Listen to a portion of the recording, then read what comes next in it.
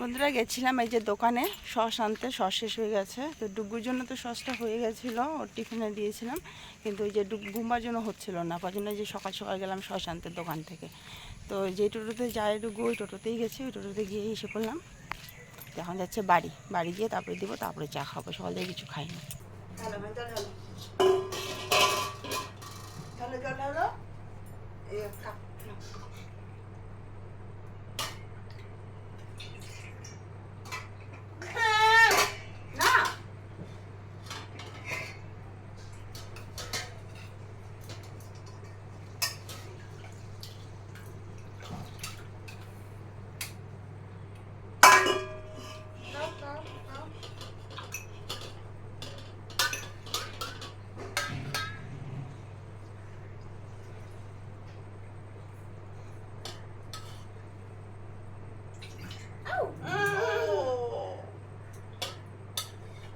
জল হলো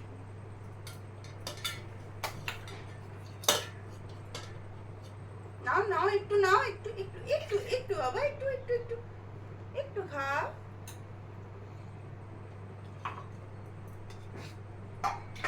একটু নাও নাও নাও, এই তো।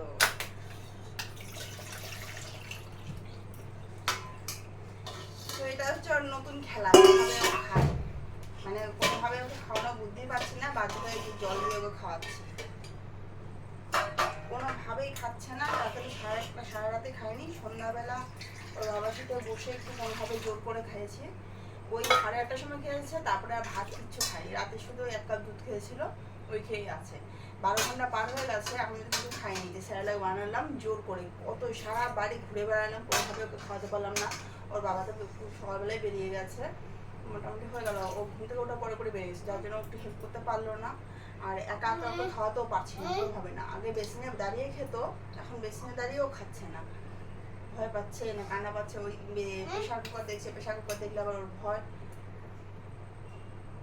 এটা যাই হোক, লাস্টে যে এই বুদ্ধিটা বের করলাম, নিয়ে আসছি, ওকে বললাম চা বানাতে। শুধু জল দিয়ে, চিনি চা পাতা দুধ ছাড়াই আমাকে শুধু জল দিয়ে চা বানিয়ে খাওয়াবে। কি করবো, কি করবো, দিব না দিব। সব থেকে প্রিয় খেলা ওর জলের খেলা, সব থেকে প্রিয় খেলা। মানে জল যদি পায় সারাদিন জল নিয়ে খাবে, খেলবে। বাবা খাও, একটু খাও। মানে জলের খেলাটা সব থেকে প্রিয়। শুধু ওই যে স্নান করার সময় মাথায় জলটা দিতে চায় না, ওই সময়টা একটু কান্নাকাটি করে, পালায়। মানে আমি যখন মাথার মধ্যে জল দিই না, দৌড় মারে এদিক ওদিক ছোটাছুটি করতে থাকে। আরেকটু আছে বাবা, ফিনিশ করে নাও, আরেকটু আছে। Good bye.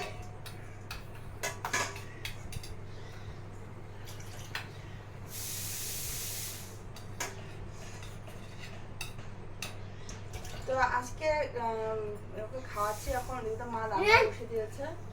দুটো এক্সাম আছে, যে চলে গেছে ও স্কুলে, এক্সাম হচ্ছে, খুব তাড়াতাড়ি চলে আসে এখন এক্সামের সময়টা। মোটামুটি 1টা-1:15 মধ্যে ঢুকে যায় বাড়িতে, 1:45 ছুটি হয়ে যাবে এখন এক্সামের জন্য, এক্সাম স্টার্ট হয়ে যাচ্ছে। বলো কি কি চাই, মুছবা, মুখ মুছবা, ব্যাগগুলো রাখি। আর খাবে না, খাওয়া হয়ে গেছে।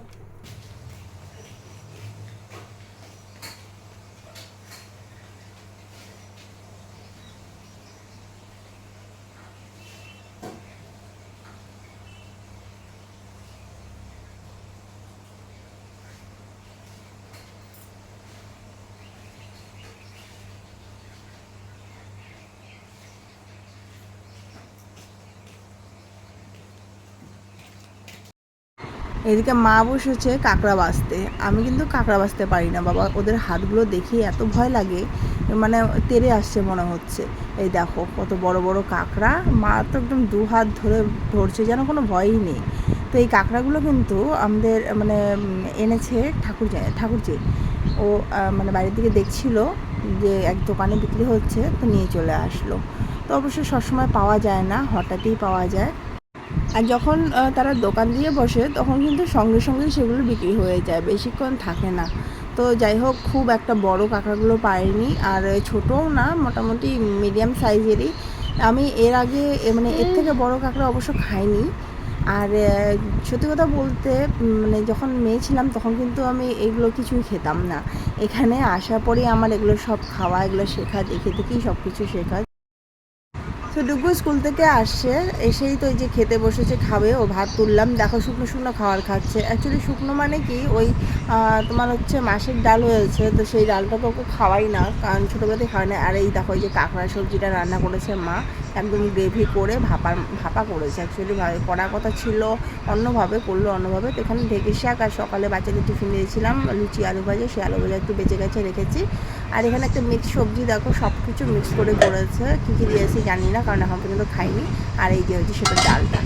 তো এই যে ডুগু খাওয়া, এগুলোই খাবেও।